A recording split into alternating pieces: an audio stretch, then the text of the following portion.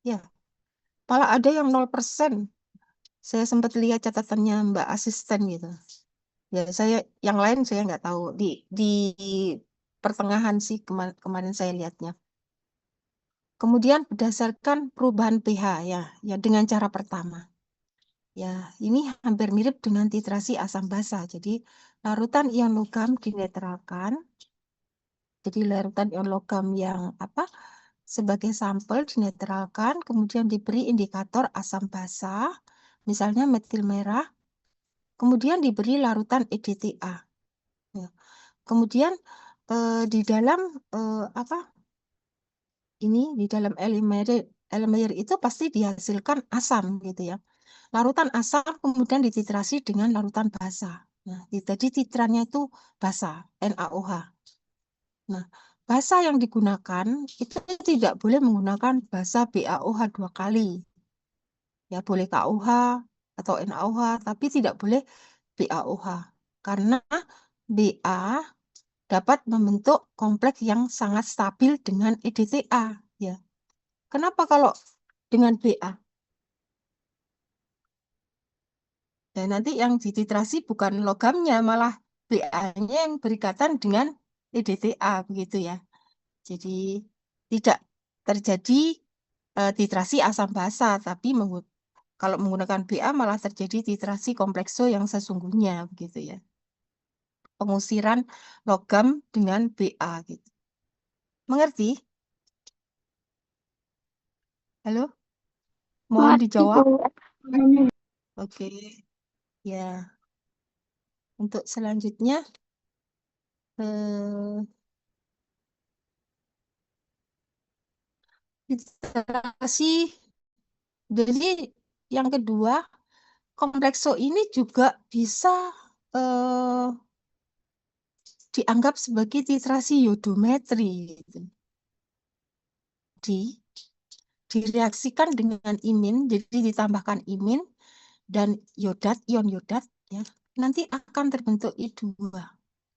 I2 yang terbentuk dititrasi dengan larutan natrium tiosulfat. Ya, nanti akan terjadi seperti ini.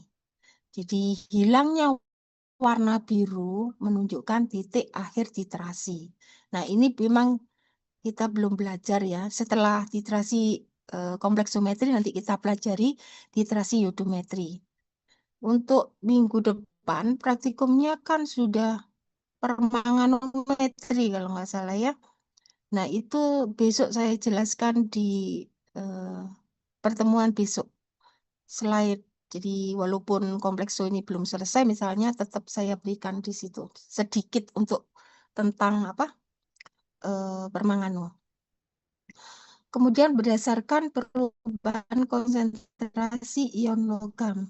Jadi pada cara ini digunakan indikator logam. Ini yang kita lakukan, yang sudah kita lakukan ya, cara ketiga. Cara ke-1 dan kedua tadi memang jarang dilakukan. Mungkin bisa dilakukan dengan misalnya kita tidak punya indikator logam gitu. Kita tidak punya ya terutama itu ya, tidak punya indikator logam gitu ya. Nah, berdasarkan perubahan konsentrasi ion logam ini cara ketiga yang sering dilakukan. Dan cara ini lebih banyak digunakan daripada cara-cara di atas. Jadi kadar ion logam ditentukan secara langsung. Jadi indikator logam yang dimaksud ya EBT, kalkon, mureksit itu merupakan zat warna organik yang sifatnya merupakan indikator asam basa, bisa berupa warna dipengaruhi pH, tetapi juga dia akan eh, berubah warna ketika berdekatan dengan logam gitu. Jadi indikator logam ini sifatnya dipengaruhi oleh dua keadaan ya. Jadi selain pH juga dia juga berubah warna ketika berikatan dengan mengompleks ya, mengompleks dengan logam. Oleh sebab itu harus dijaga pH-nya ya, dikontrol pH-nya menggunakan buffer ya. Agar perubahan warna yang terjadi benar-benar disebabkan oleh titrasi logam, bukan karena perubahan keasaman larutan. Ya. Nanti digambarkan seperti ini. Nah, ini kok nggak bisa bergerak ini. Sebentar ya, Nak.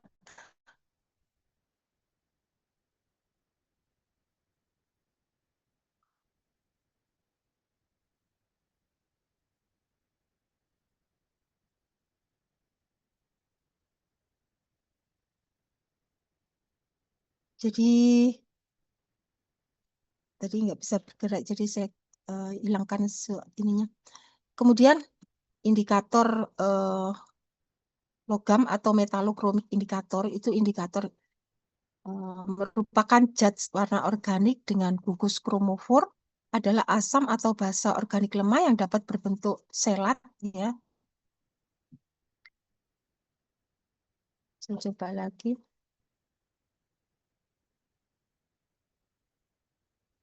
Ya. Bentuk selat atau kelompok dengan ion logam di mana warna kompleks dengan logam indikator berbeda dengan warna indikator dalam bentuk bebasnya. Ya seperti EBT yang saudara lakukan ketika bereaksi dengan dengan logam itu kan warnanya pertama merah anggur ya. Kemudian ketika titik akhir titrasi itu muncul warna aslinya menjadi warna apa? Ketika menggunakan EBT, titik akhir titrasinya warna apa? Penentuan CA, Biru, Ibu. Biru, biru. Ibu. Jadi perubahan warnanya itu dianggap itu warna satu. Jadi warna satu itu warna aslinya begitu ya. Jadi itu apa? Warna biru itu. Jadi mekanisme terjadinya perubahan warna indikator logam selama titrasi. Jadi saat sebelum titrasi, ini kan logam, sampel, kemudian tambahkan indikator. Ini adalah warna satu, sebut aja warna satu ya. Ini indikatornya masih bebas. Kemudian ini kan akan berikatan nih, indikator dengan logam. Membentuk warna dua. Ini kompleks indikator logam yang warnanya eh, merah anggur untuk EBT ya. Nah, ini kalau ditulis reaksinya seperti ini, ya. Kemudian jika larute yang mengandung kompleks M indikator dititrasi dengan EDTA, maka ion logam yang tidak terikat dengan indikator bereaksi dengan EDTA sampai semua ion logam habis dititrasi ya. Nah, selama titrasi ini warna larutan atau warna kompleks indikator dengan logam. Jadi selama titrasi itu masih warna eh, logam dengan indikator. Kemudian reaksi antara logam dengan EDTA. Nah, setelah dititrasi ya, maka ada apa logamnya itu bereaksi dengan EDTA membentuk kompleks M EDTA. Dan setelah semua ion logam dalam larutan habis bereaksi dengan EDTA, maka penambahan EDTA selanjutnya akan bereaksi dengan logam yang berada dalam bentuk kompleks dengan indikator EDTA dan mengusir indikator dari kompleks. Jadi akhirnya kan semua ini diusir. Nih, ini indikatornya ini diusir. Akhirnya kan kompleksnya menjadi kompleks M NDTA. Ya, indikatornya lepas gitu. Inilah warna akhir titrasi. Itu kalau titrasinya titrasi langsung ya. Itu. Nah, syarat-syaratnya indikator yang digunakan eh, indikator yang digunakan ini syaratnya harus tidak lebih stabil gitu ya dibandingkan dengan kompleks ini. Jadi kompleks ini harus lebih stabil daripada ini. Jadi kalau M indikator lebih stabil, maka akan sulit untuk mengusir indikator dari sini gitu. Nah, tidak akan terbentuk titik akhir titrasi. Itu syarat-syaratnya. Pemilihan indikatornya gitu. Jadi di situ tadi terjadi perubahan warna dari kompleks M indikator menjadi warna indikator bebas. Nah, ini dapat berlangsung jika kompleks MEDTA lebih stabil daripada kompleks M indikator. Nah, ini syaratnya ya. Ini syaratnya. Jadi mekanisme perubahan warna selama titrasi sebagai berikut. Pada awal titrasi yang terjadi adalah warna senyawa kompleks indikator, masih nampak warna indikator bebas. Nah, ini keseluruhannya bisa ditulis seperti ini. Ya, yang saudara lakukan kemarin itu. Baik itu titrasi CA saja, kemudian titrasi CAMG, itu sama. Untuk yang titrasi CA saja kemarin menggunakan indikator Murexit ya. Betul? Betul, Ibu. Ya, indikator Murexit itu warnanya dari pink menjadi apa kemarin tuh? Ini ya, spiritus. Ungu. Biru ungu, biru, ya biru ungu. Biru ungu itu kalau kita sehari-hari kita gampang mendeteksinya itu seperti spiritus gitu ya. Oke. Nah, kemudian kita bicarakan tentang khususnya indikator logam ya. Jadi indikator ini, ya ini tadi sudah ada sebenarnya di depan tadi ya, lupa menghapus. Kemudian syarat-syarat dari indikator logam atau metalokromik adalah KST-nya, KST-nya kestabilannya M indikator lebih kecil daripada kestabilan M EDTA ya. Perubahan warna pada TAT harus jelas ya. Warna yang kontras antara warna indikator bebas dan warna kompleks M indikator harus sedemikian hingga mudah diamati. Nah, yang kemarin yang pertama dari merah anggur menjadi biru itu termasuk kontras ya. Jadi kan merah menjadi biru gitu. Ketika kemarin pink menjadi eh, apa ungu ungu biru mungkin agak susah ya yang kemarin. Gimana? Kesalahannya besar enggak yang untuk CA saja? Ada kesulitan atau enggak? Ya mau dijawab karena nanti itu berhubungan dengan pemilihan eh, apa materi-materi yang untuk ujian UAP-nya gitu.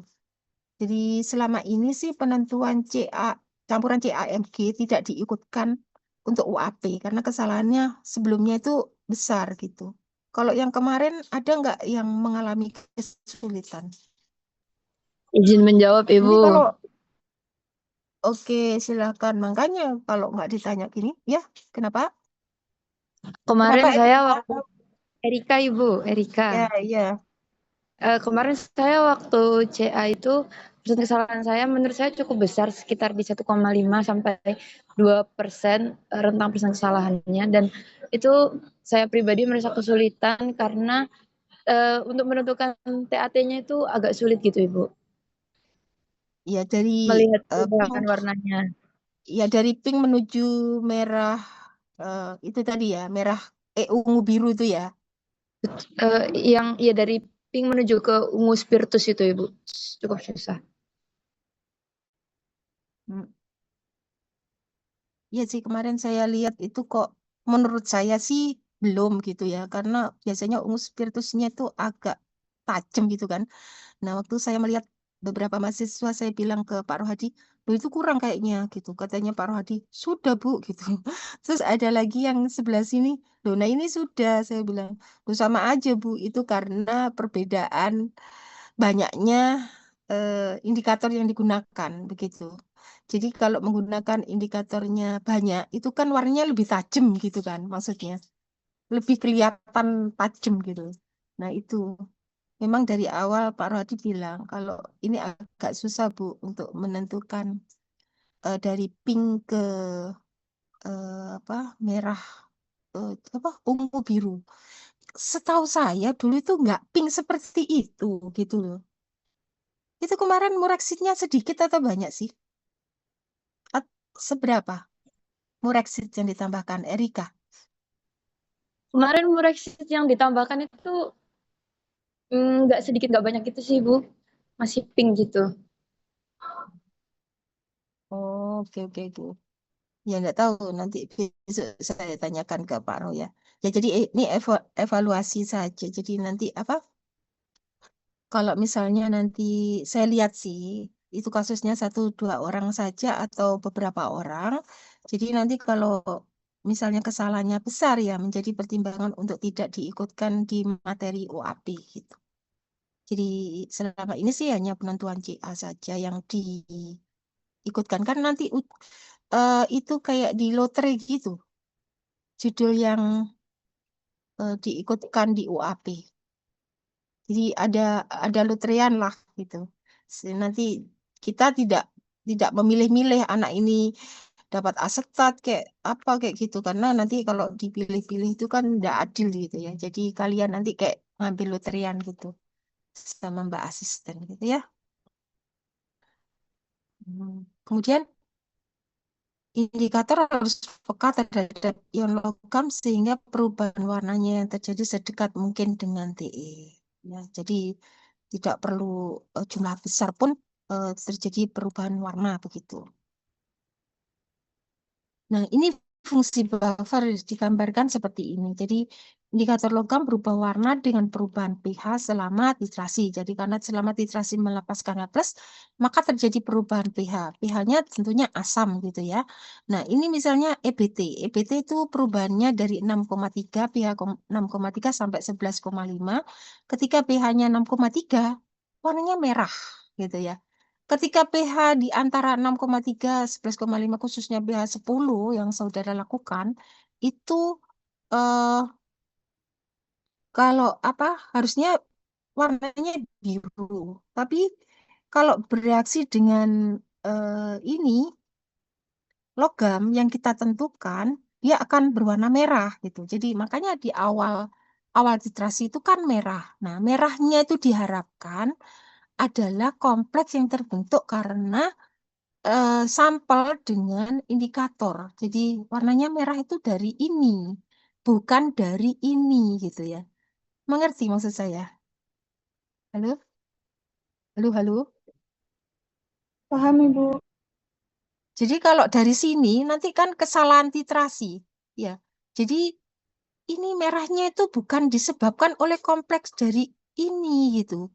Nah, kalau misalnya merahnya itu ditambahi dari sini, itu nanti akan terjadi kesalahan titrasi gitu. Jadi tidak akurat gitu titrasinya. Jadi makanya selama titrasi itu diberikan buffer supaya pH-nya itu di antara ini.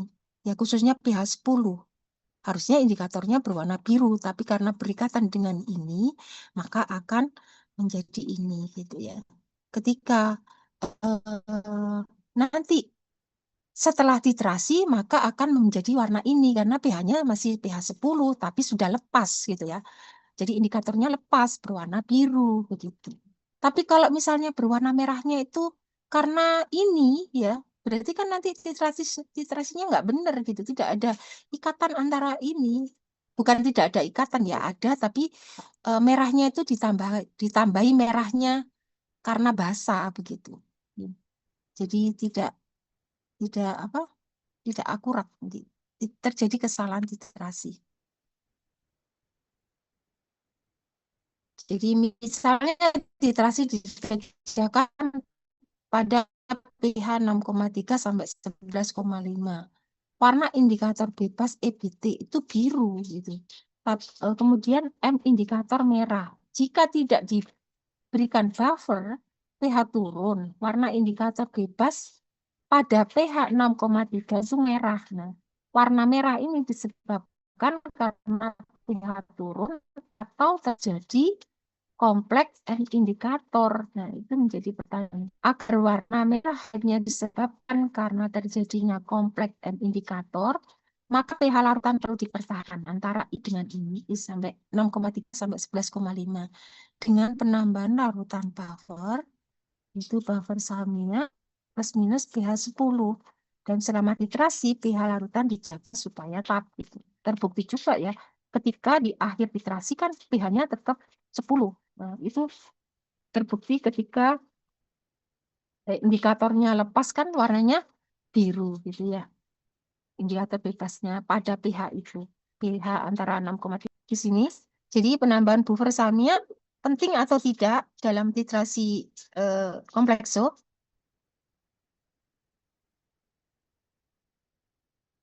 Halo? Ini Bu.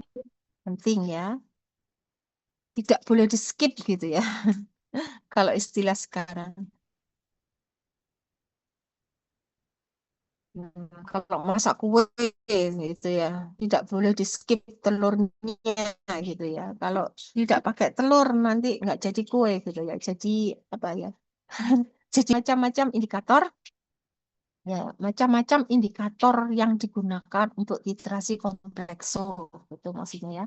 Jadi ada EBT ya, baik digunakan pada pH 7 sampai 11 ya. Pada pH tersebut warna indikator biru, M indikator merah dan kepekaannya sekian. Nah, ini adalah rumus nyawanya.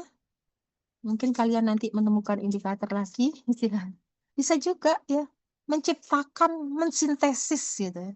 Mungkin kalian nanti kalau skripsi gitu, mensintesis senyawa untuk titrasi kompleksometri. Bisa. Intinya kan membuat senyawa baru dari atau mencari senyawa-senyawa organik yang mempunyai gugus-gugus yang bisa berikatan dengan logam, membentuk warna, bisa digunakan gitu. Tidak harus EBT, mureksit, dan kalkon misalnya yang selama ini sering digunakan ya. Bisa juga menciptakan indikator baru gitu. Nah, selama ini kan kita menciptakan indikator asam basa dari warna-warna ini ya, warna-warna alam gitu. Ya itu bisa juga ya dicoba untuk titrasi komplekso. Nah, itu belum pernah. Nah, selama ini hanya digunakan untuk titrasi-titrasi asam basa. Untuk titrasi komplekso belum pernah dicoba. Boleh itu dipakai untuk eh, apa? Untuk judul skripsi gitu ya. Nah, ini kalau murexitin itu baik digunakan pada pH 9 sampai 11 ya. Pada pH tersebut warna indikatornya ungu. M indikatornya merah. Nah, ini saya kok kemarin itu pH-nya bukan pH segini ya. Mureksit kemarin pH-nya berapa? Yang 12,5 ya? 12,5. Iya, jadi memang ini di luar warna ini. Harusnya kalau masih di 9,11 awalnya ungu, malah ininya merah. Terakhirnya ungu, ininya merah. Bener sih. Tadi merah ya. Ini benar sih, benar. Jadi kemarin kan terakhirnya warnanya ungu, ungu, ungu, tapi ungu biru ya, atau spiritus gitu ya. Awalnya merah gitu, tapi merahnya pink gitu ya. Nah, ini yang lain-lain. Ya, kalau misalnya nanti bekerja di suatu instansi tertentu, punyanya bukan yang EBT, tapi adanya yang ini ya, bisa menggunakan ini, begitu ya. Tidak harus itu. Yang penting prinsipnya dari indikator logam adalah yang bereaksi dengan membentuk warna dengan logam gitu. Kemudian zat baku primer titrasi kompleksometri. Nah, zat baku standar primernya apa gitu ya. Jadi komplekson 3 ini PA sebelum dilarutkan dipanaskan dulu pada 80 derajat Celcius. Ini EDTA-nya ya maksudnya ya. Dilarut, dipanaskan untuk menghilangkan ininya. Jadi dipanaskan ini untuk menghilangkan apa hidratnya gitu ya. Untuk standarisasi komplekson 3 ini bisa menggunakan ini, tapi di lab kita menggunakan apa? Larutan baku primernya menggunakan apa kemarin? Halo? ZNS4 itu. Ya, ZnSO4.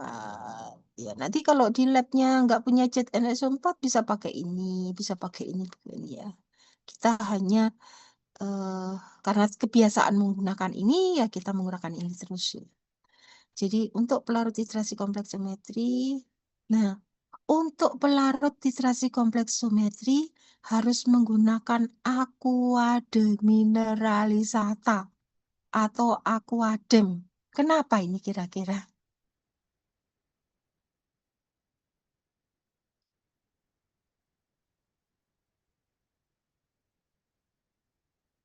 Yuk, aqua de mineral. De, de mineral itu maksudnya apa? Tidak mengandung mineral, Bu. Iya, tidak mengandung mineral yang lain. Kalau misalnya mengandung mineral apa yang terjadi? Kalau misalnya melarutkannya bukan pakai Aquades yang ada di lab, aqua itu menggunakan air keran gitu.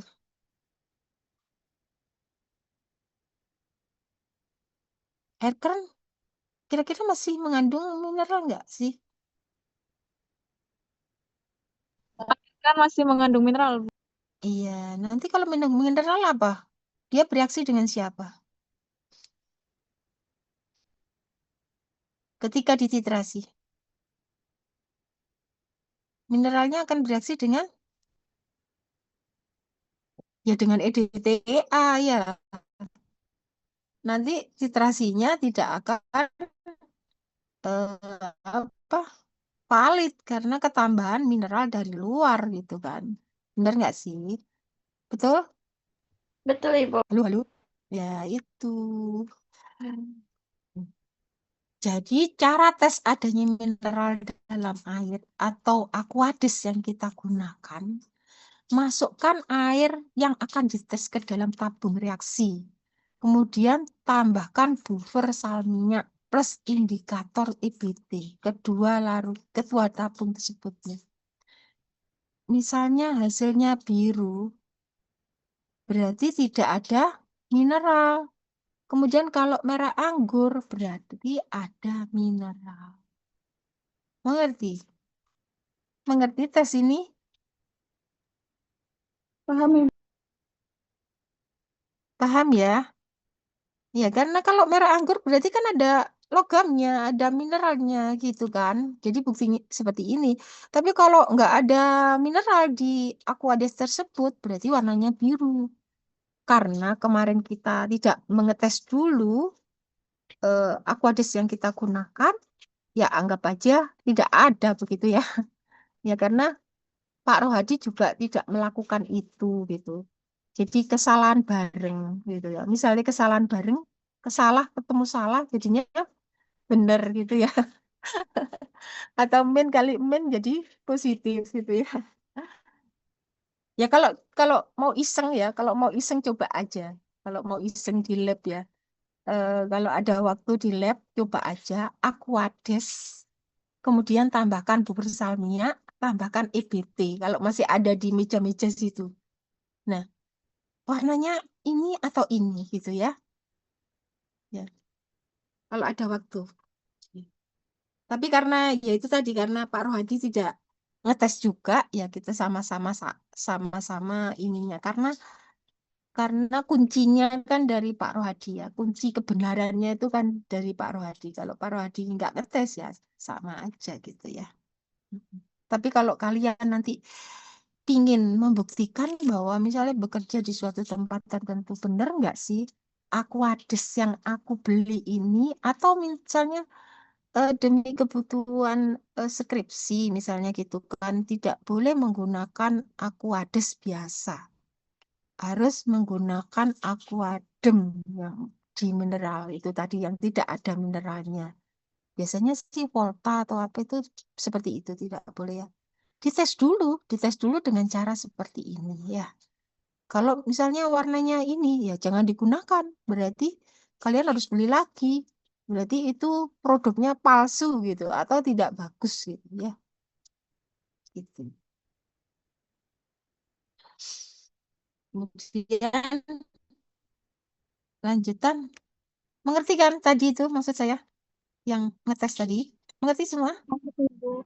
oke Akila Ya, kalau saya tanya harus adalah salah satu yang menjawab seperti supaya saya tidak seperti orang ngomong sendiri gitu ya. Kemudian cara-cara titrasi kompleksometri. Yang pertama titrasi langsung. Jadi larutan yang mengandung ion logam diberi buffer pada pH tertentu yang sesuai, misalnya pH 10. Kemudian tambah indikator logam, misalnya EBT. Kemudian dititrasi langsung dengan larutan baku EDTA. Ya, ini sudah saya jelaskan di awal tadi ya. Jadi sebelum TE itu adalah seperti ini. Kemudian setelah TE, titik ekuivalen, maka yang nampak di titik akhir titrasi adalah warna indikator aslinya, gitu ya. Atau keluar sifat aslinya, begitu ya. Kemudian kalau titrasi balik atau titrasi kembali atau titrasi mundur, istilahnya seperti itu ya. Itu tadi kan titrasi langsung. Jadi yang kalian lakukan di lab 2 kali praktikum itu adalah titrasi langsung. Nah, ini ada juga yang model titrasi balik atau titrasi kembali atau titrasi mundur. Entahlah nama ketiga nama ini gitu ya. Larutan yang mengandung ion logam ditambah larutan baku EDTA berlebih. Jadi volume tertentu.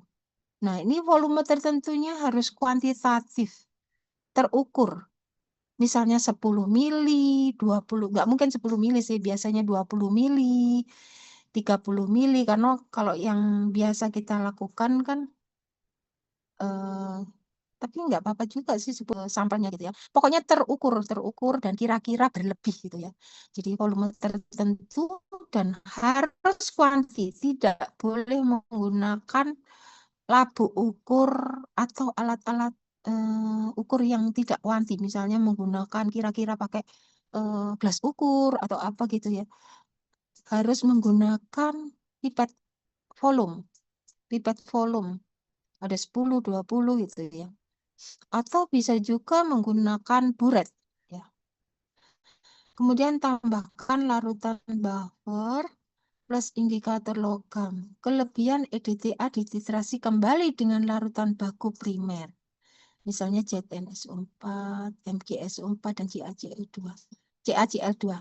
Nah, sebelum titrasi, ini kan M sampel ya, sampel yang mengandung logam. Kemudian tambahkan indikator. Nah, biasanya kan ini langsung berikatan tuh.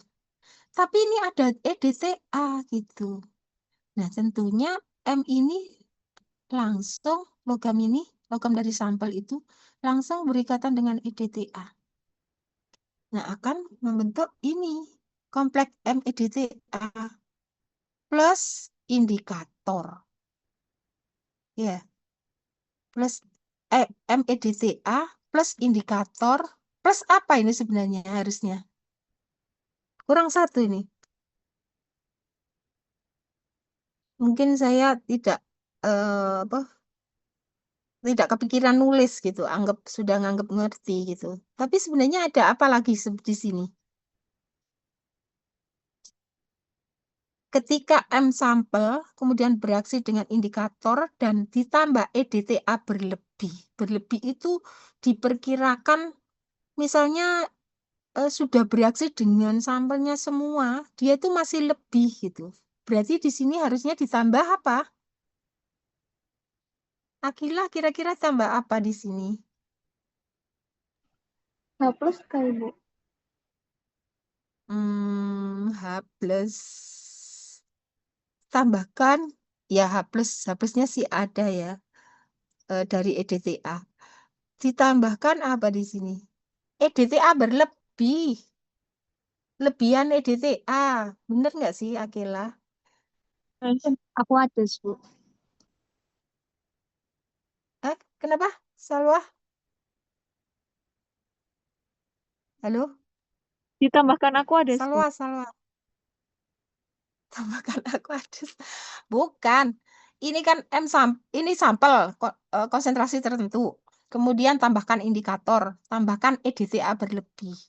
Nah, kemudian kalau ada EDTA, ya, tentunya logam dari sampel ini akan bereaksi dengan indikator apa dengan EDTA?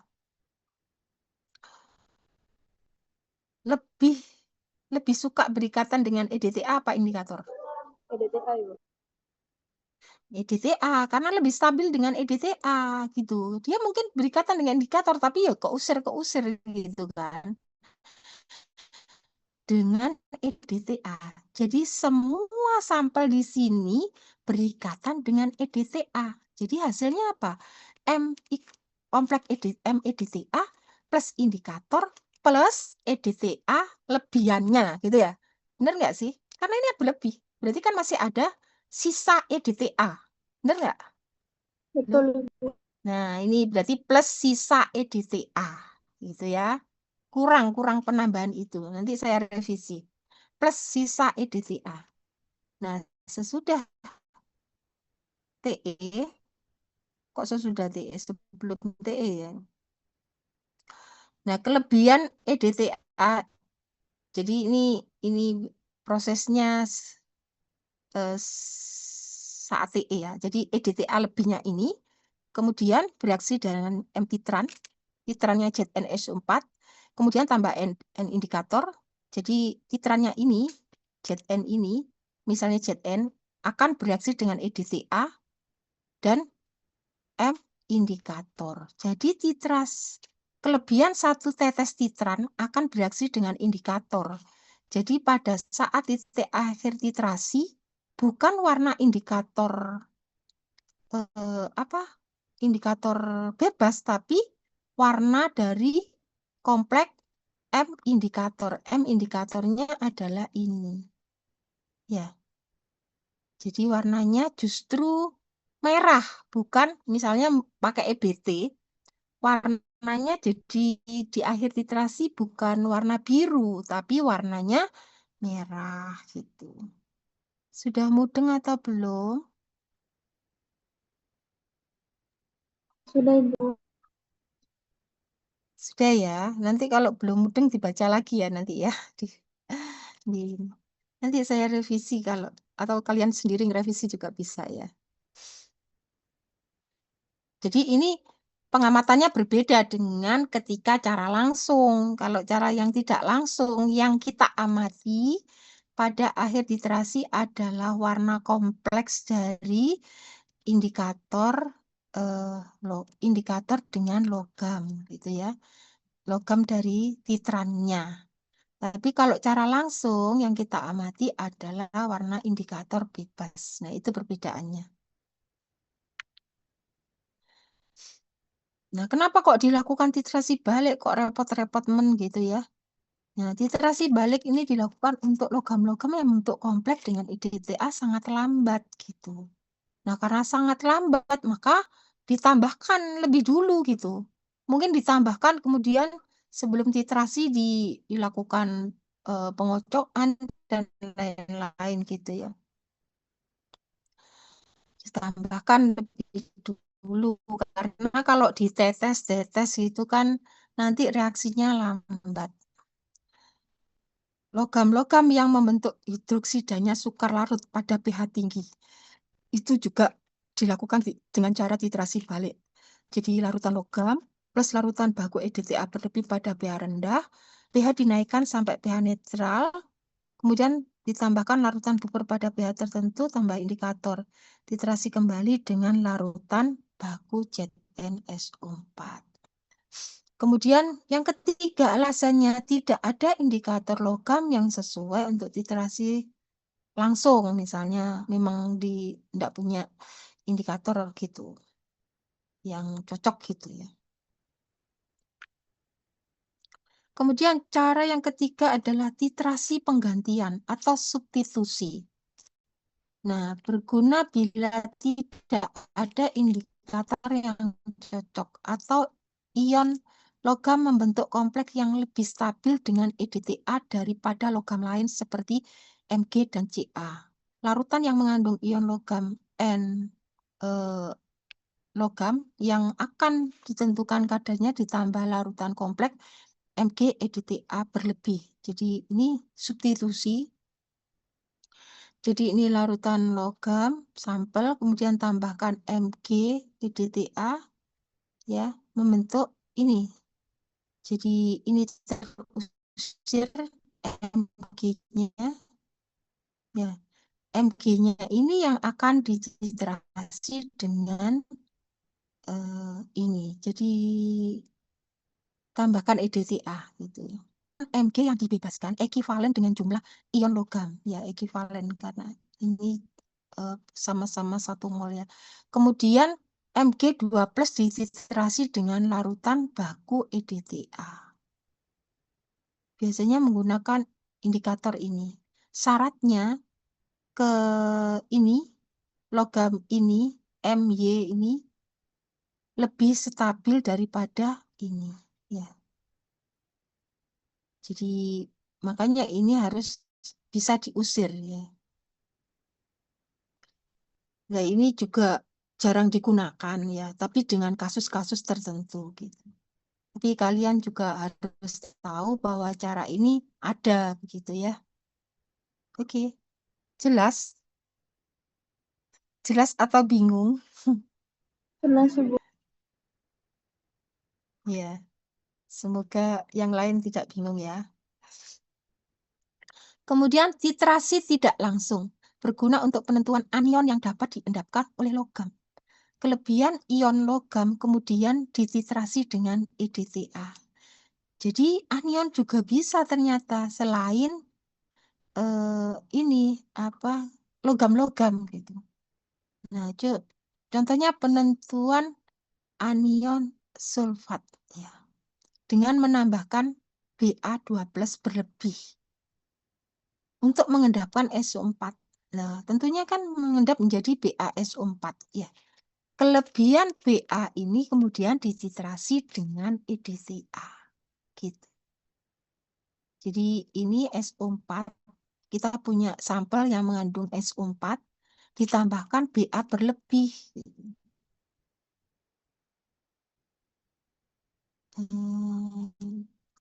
Gimana caranya menambahkan ini ya? Tentunya kita harus tahu ya ini konsentrasinya kira-kira seberapa gitu ya.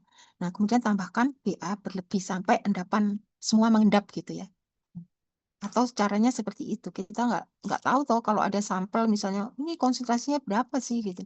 Ya kita tambahkan aja Ba berlebih sampai semua mengendap. Kemudian dites larutan yang ada di atasnya itu diperhatikan gitu ya.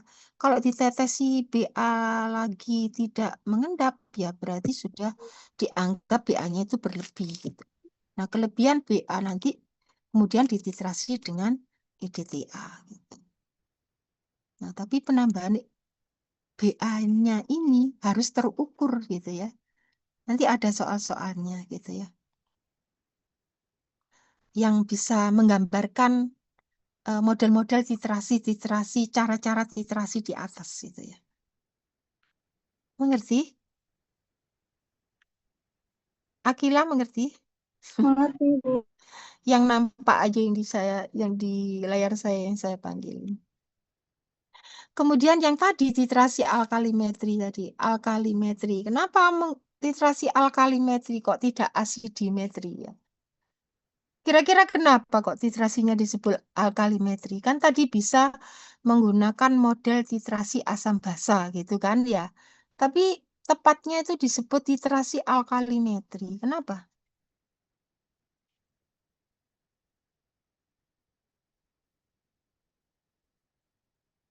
Kenapa, Nak? Ada titrasi asidimetri, titrasi alkalimetri, titrasi argentometri, terus iodometri, permanganometri, dan sebagainya. Itu didasarkan pada apa nama-nama tersebut? Karena larutan bakunya menggunakan basa ya. Ya, larutan standar yang dipakai, larutan apa? Titrannya biasanya itu ya, larutan titrannya itu berdasarkan titrannya ya. Yang digunakan sifatnya basa karena titrannya kan NaOH gitu ya. Kalau permanganometri yang saudara lakukan minggu minggu besok itu minggu depan itu kan menggunakan permanganometri. Jadi permanganat gitu. Jadi titrasinya disebut permanganometri gitu ya. Kalium permanganat. Larutan yang mengandung ion logam ditambahkan EDTA berlebih membentuk kompleks dan membebaskan dua ekivalen. Ini ya. Kemudian ini ya kan sifatnya asam ya, kemudian dititrasi dengan basa. Nanti akan terbentuk netral ya. Plus yang dibebaskan dititrasi dengan larutan NaOH dengan indikator asam basa ya seperti biasa titrasi asam basa atau dengan metode potensiometri. Nah, ini nanti dipelajari di kimia instrumen kayaknya, di instrumen. Dan ada nanti praktikumnya ada di praktikum kimia instrumen. Menurut saya ya, kalian walaupun bidang minatnya apapun gitu ya, bidang minat entah kimia organik, fisik, apa-apa, menurut saya eh, apa ini jangan ditinggalkan kimia instrumen dan praktikumnya itu. Karena praktikum instrumen itu wajib apa ini ya, pilihan ya. Instrumen wajib sih, iya. Instrumen wajib saya lupa. Yang nggak wajib itu adalah terapan gitu ya. Nggak boleh juga yang analitik harus ngambil terapan gitu ya. Praktikum terapan. Jadi semua yang kita pelajari di instrumen, yang kita pelajari di kimia kuantitatif maupun kimia kualitatif itu nanti diterapkan, kita terapkan untuk analisis sampel di kehidupan sehari-hari. Misalnya analisis makanan, terus analisis lingkungan, analisis bahan industri, misalnya apa analisis kadar kalsium dalam pasta gigi dan lain-lain gitu ya. Susu dalam susu, mineral-mineral dalam susu dan lain-lain. Itu di analisis terapan gitu ya. Di analitik sih. Karena apa? Kalau kalian kerja di industri itu ujung-ujungnya kalian biasanya ditaruh di lab. Iya, nggak peduli itu kalau kalian bidang minatnya organik atau apa. Jadi untuk yang terapan-terapan gitu itu penting gitu ya. Ini ada soal. Jadi ini yang saya maksud tadi contoh dari titrasi berlebih gitu ya. Sebanyak 10 mili larutan Ni2+ ditambah 20 mili larutan EDTA 0,1250 M pada pH 5. Jadi sampelnya 10. Kemudian tambahkan 20 mili larutan EDTA nih. Ini harus kuanti ya. Ini juga kuanti. Kemudian larutan dinetralkan dengan NH4OH ditambah larutan buffer salmiak plus minus indikator EBT. Nah, kelebihan EDTA dititrasi dengan larutan ZnSO4 0,1 ini diperlukan 8 mili. Hitung kadar Ni jika ARNI 58,7 dalam persen B per V. Nah, nanti akan menggunakan rumus yang seperti ini. Ya, karena kita di komplekso itu lebih baik menggunakan M aja, ya. Karena untuk dengan EDTA ini kan ekivalennya 2, logamnya juga 2. Akhirnya kita menggunakan M saja. Ya. Misalnya nanti diketahui N, ya kita bagi 2 menjadi M gitu. Lebih mudah. Nah, ini yang berlebih, tulislah di sebelah kiri. Ya, karena yang berlebihnya itu adalah penjumlahan dari ini dan ini gitu. Milimol mol ya, V kali M itu kan kalau V ini liter itu mol, kalau V-nya mili ya milimol gitu. Milimol dari EDTA sama dengan milimol dari penjumlahan dari Ni, kadar Ni dan ini EDTA berlebihnya itu yang dititrasi dengan Zn gitu. Jadi mengerti tentang ini. Kan ini nanti EDTA-nya 20 mili ya. Kemudian ini sampelnya di sini. Nah, kelebihannya diterasi dengan ini. Jadi penjumlahan ini itu sama dengan ini plus ini begitu.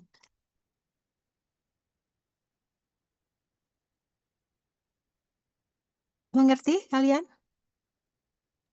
Mengerti, Bu. Mengerti? Oke, yang lain semoga mengerti. Deswita masih menyimak? Masih, Bu. Oke, ya kita lanjutkan pembahasannya ya. Sudah saya kasihkan ini hitungannya. Jadi dalam sampel yang mengandung Ni12 kemudian ditambah dengan EDTA berlebih, berarti EDTA bereaksi dengan semua Ni12 yang ada di sampel dan sisanya akan bereaksi dengan ZnSO4. Ini sisa siapa nih? Sisa siapa? Sisanya itu yang dianggap sisa itu siapa? PDTA ya. EDTA, betul ya. Jadi ini milimol EDTA ini sama dengan milimol. Semua EDTA ini sama dengan milimol dari sampel plus sisa EDTA-nya atau jumlah Zn-nya ini ya, literannya ini. Setara dengan jumlah ini. Zn. Jadi 20 kali 0,1250 EDTA ya. 10 sampel M-nya dicari plus 8 itu titerannya tadi Zn-nya dikalikan konsentrasinya Zn 0,110. Nah, Ni-nya molaritas Ni-nya ketemu sekian mol per liter. Mol per liter ya. Molaritas kan mol per liter kan? Ya. Supaya jadi massa berarti dikalikan apa? Massa Ni dikalikan apa? Supaya ketemu massa. Mol per liter jadikan gram per liter berarti dikalikan apa? AR-nya. Ya, AR-nya Ni. Ini AR-nya Ni ya. Jadi ketemunya 9,5 gram per liter. Ya. Jadi persen berat per volume sama dengan ini kan masih gram per liter. Ya. Yang ditanyakan persen berat per volume. Seperti kalau praktikum. Ya, jadi berapa gram per 100 milinya? Berarti kan kali 100 per 1000 atau dikalikan 1/10-nya. Jadi persen B per V-nya adalah 0,951. Ya. Tapi nanti di soal ujian teori tidak selamanya yang ditanyakan adalah persen B per V ya. Jadi bisa juga ditanyakan berapa kadarnya dalam 500 mili gitu. Berapa kadarnya dalam 200 mili begitu ya atau dalam kadarnya dalam 2 liter begitu ya. Tergantung pertanyaannya gitu ya. Jadi tidak harus selalu dikalikan 1/10 gitu. Kenapa Ibu bilang seperti ini? Karena sering jadi kalau diberi soal di ujian teori itu selalu dikalikan 1/10 jawabannya. Karena apa? Karena sudah terbiasa di praktikum dikalikan 1/10 karena pertanyaannya adalah persen B per V gitu. Bisa juga ditanyakan berapa ppm. Ya, kalau berapa ppm berarti ini berapa? Ini kan gramnya dijadikan miligram gitu. ppm itu sama dengan miligram per liter. Tinggal jadikan miligram gitu. Dari gram ke miligram kalikan seberapa? 1000, ya. Jadi kalikan 1000, 9509 ppm per ppm begitu. Jadi itu ya, jadi jangan apa? Jangan dihafal dan jangan kaku gitu ya, harus mengikuti pertanyaannya. Tuh. Ada soal lagi nggak ya? Oh, nggak ada. Sudah habis. Nah, nanti besok kan insya Allah besok saya sudah di kampus gitu. Jadi nanti saya beri soal buat dikerjakan, ibarat nggak dikumpulkan, tapi kalian kerjakan. Nah, kita besok ngerjain bareng gitu ya. Nanti saya share di grup saja ya. Ada beberapa soal. Nah, itu kalian coba kerjakan di rumah. Besok kita kerjakan bareng-bareng di kampus gitu ya. Eh, untuk untuk ini apa saya akhiri aja segini. Tapi ada pertanyaan enggak untuk ini soal terakhir ini?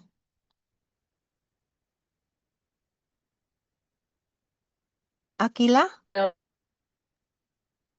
Izin bertanya Ibu, ya?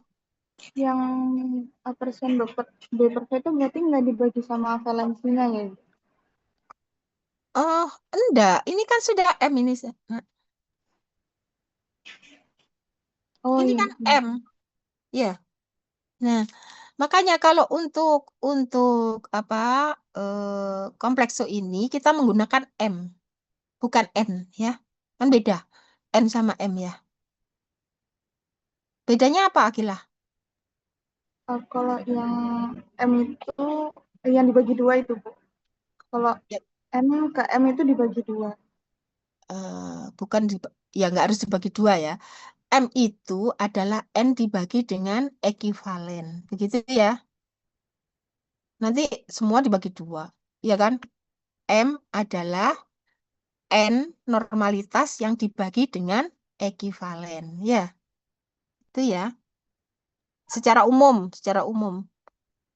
Ini jelas Akila? Jelas Ibu. Ya, jadi bedakan kalau kalian menulis V1, N1, V2, N2. Boleh seperti itu, boleh. Kalau kalian menulis N, berarti ini nanti juga misalnya diketahui. Ini M kan? Diketahui M ya.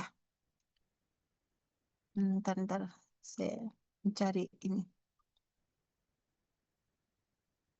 Nah, ini kan kalian diketahui M. Ya, kalau misalnya kalian menjadikan N ya, dikalikan 2 dulu gitu.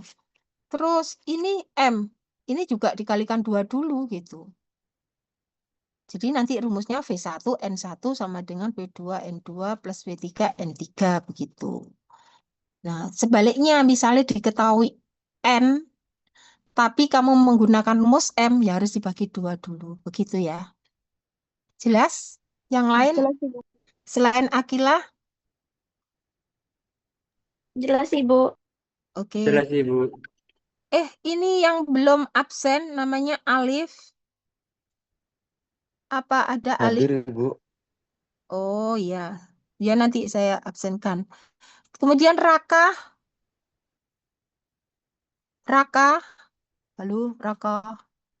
Kalau nggak ada nanti nggak saya absenkan loh Raka. Ini yang hadir kok cuma partisipannya kok cuma 26 ya. Yang lain loncat kemana ini? Izin Ibu, banyak yang barengan karena masih di kampus. Barengan maksudnya gimana? Oh, itu satu HP gitu kah? Maksudnya gimana? Iya, satu device Ibu. Ada Oh beberapa anak. alah, gitu. Ya kalau iku neng kantin yo. Salwa, Salwa di mana itu? Salwa. Bertiga ini. Di mana? Oh, Kita ada di musola, Ibu. di musola. Oke, oke. Raka ada nggak Raka? Raka nggak ada ya? Hadir Bu, hadir. Mana? Oh, hadir. Oke, berarti hadir semua ya. Ya wis. Ada pertanyaan dari ini? Kalau nggak ada, sekian aja kuliah hari ini. Nanti saya kasih contoh soal-soal. Nah, kalau coba diselesaikan di rumah, dikerjakan, tidak dikumpulkan, cuma dikerjakan. Besok kita kerjakan bersama-sama, begitu. Siap Ibu. Oke ya. Nggak ada pertanyaan? Cukup jelas Ibu. Oke, saya tutup ya kuliah subsen. Hmm. Ya udah ke sebentar. Tadi ya nanti itunya saya centang sendiri presensinya.